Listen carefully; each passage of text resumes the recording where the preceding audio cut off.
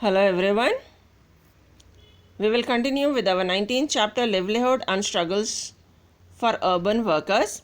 In previous session we have discussed about trade unions and about permanent workers and casual workers, and we have discussed about the condition of the workers in a company named Fibrotex, which was a fake name or it was not a real name, and how those workers were working in that factory. Today we will discuss about another factory named KRS Medicines Factory, and we will also discuss about working on construction sites and brick kilns. To start with, we will start with KRS Medicine Factory, which is not a real name. This factory packs medicines, and it supplies those medicines to the big company, and this company has employed around 118 workers. Out of 118, 104 workers were employed as casual workers. So remaining 14 workers, they were regular or permanent workers, and permanent workers were used for skilled work. Skilled work means which have certain extra knowledge, that is mixing of chemicals to prepare medicine powder. So medicines are a mixture of chemicals. So these 14 employees were used for mixing those chemicals and to prepare medicine powder, and they were working as permanent workers in KRS Medicine Factory. Now these permanent workers, they were paid around 1,500 rupees to 2,500 rupees per month, and they also had ESI and Provident Fund PF facility. The remaining 104 workers, they were engaged on daily basis. They mainly did packing and labeling for the medicine. So remaining 104 workers, they were just engaged to do packing and labeling of the medicine. Now out of 104, the company was having around 56 of women.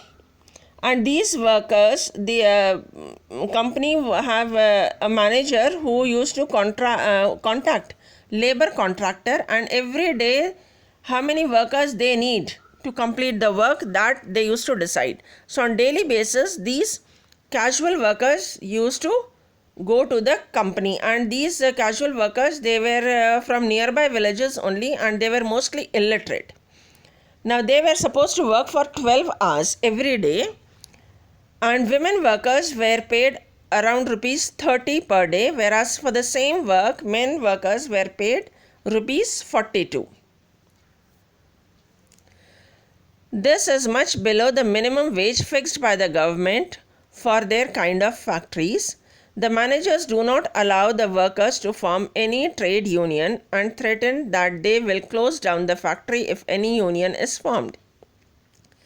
These days, a large number of companies are adopting policies similar to this company, reducing the number of regular workers and replacing them with contract or casual workers. Now, the money which they were paying to women workers, it was around 30 rupees, and men workers were getting 42 rupees per day for working for 12 hours. Now, this amount is very less, or minimum, it is below minimum wage level fixed by the government. Now managers, they don't allow laborers to form trade union, and they used to threat that if any trade union is formed, we will close the factory. Now these days many large companies are also adopting same policies, means they are not allowing anybody to form trade union, and they are reducing number of regular workers and replacing regular workers with contract or casual workers, because they can take same amount of work by paying less money to the workers. Now we will discuss about working on construction sites and brick kilns. Here they have given a story. Bindhani, her husband and 10-year-old daughter work in a brick kiln in a village in Rangareddy district. She comes from a village in Orissa where they have a small plot of land. They had taken a loan of rupees 20,000 and could not repay it. They were at the verge of selling their land when a contractor who was recruiting workers for Bricklin in Telangana approached them. He offered them an advance of rupees 10,000 so that they could repay a part of their debt.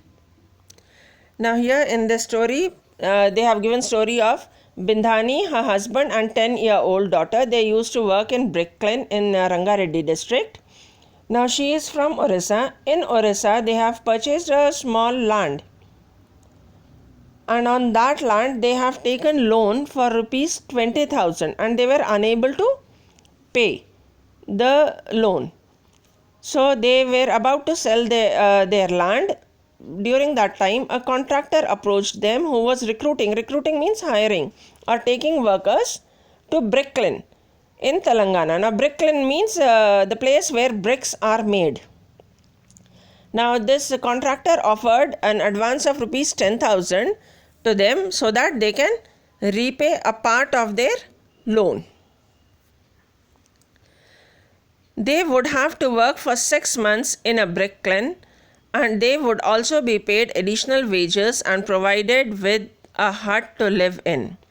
The work would start in December and end in June, when they could return to work on their land. That is how Bindhani and her family came to work in the Klin. They are not alone. About 2 lakh such workers from Orissa came to Telangana to work in Bricklin. It is also common to see thousands of workers' families from Telangana go to other states like Karnataka and Maharashtra to work in Klins of those states. Now this making of Bricklin, the contractor have hired them for 6 months and he's paid already 10,000 in advance, and he said that additional wages, additional money he will pay for working in Bricklin. And this work will be of 6 months. It starts in December and ends in June. So, Bindhani and her family came to Telangana. And this is not only one person or one family who came. There are about 2 lakh such workers who came to Telangana from Orissa. And there are thousands of workers' family, those who have went out of Telangana to other states like Karnataka and Maharashtra. And they work in Bricklins to earn their money. Now we will see how Bindhani works in this Bricklin. She wakes up around 4 o'clock in the morning and prepares some kanji. That is some type of breakfast, something in morning they want to eat. Her husband is still sleeping as he worked till 2 o'clock in the morning. So full night the husband was working till 2 o'clock. He was working. So he was sleeping, whereas Bindhani woke up at 4 o'clock. She wakes up her daughter and both of them get ready to work. They have to fetch water and mix sand and clay and prepare clay for making bricks. They began to work around 5 a.m. in the morning and work non-stop till 9 o'clock when they take break for tea. So at 4 o'clock, Bindhani gets up. She helps her daughter in getting up. Then they mix water, sand and clay to prepare clay for the making of bricks. They start working around 5 a.m., that is 5 o'clock in the morning, and work non-stop till 9 o'clock in the morning. And at 9 o'clock, they take a break for tea. By then, her husband too joins them and he puts the clay in molds. Once the clay has been shaped into bricks, the daughter smoothens them and marks the seal of the company on the bricks. These are then allowed to dry, then loaded on bullock cart and taken to Klin for baking. The work goes on continuously till about 2 o'clock in the night. Bindhani and her husband work nearly 14 to 16 hours. Now when they prepare clay by mixing water, clay and sand, the mixture is ready. Then the husband gets up and puts it in the mold and they keep it for drying. After a few hours, they load it in the bullock cart and send it to the Klin where this bricks are baked. Now they work continuously till 2 o'clock in the night. That is, Bindhani gets up 4 o'clock in the morning. She works continuously till late night. Then husband works till 2 o'clock. So that is full night they are working. So both this entire family, Bindani and her husband, they were working for 14 to 16 hours a day. They don't want to stop work because they are paid according to the number of bricks they make. They are paid rupees 108 per every 1000 bricks they make. They normally manage to make about 1000 bricks a day. If they fall ill, they will not be able to earn anything. In this way, they work day and night for nearly 6 months. On some days, they just can't work as they grow too tired or ill. Now, as they are working for 16 to 14 hours every day, they are working non-stop and they are paid only 108 rupees for making 1000 bricks. So every day they are making 1000 bricks and earning only 108 rupees per day. If they fall ill or if due to any reason they are unable to work that day, they will not get money. So they work very hard to earn their living, and if they are too tired or they are ill those days, they cannot earn anything. They usually eat broken rice and dal, and on some days some vegetable. At the end of 6 months, they often just manage to clear the advance they got and actually have to go back empty-handed. Sometimes they manage to take home about 4 or 5,000 rupees. So they eat broken rice with some dal or some vegetables.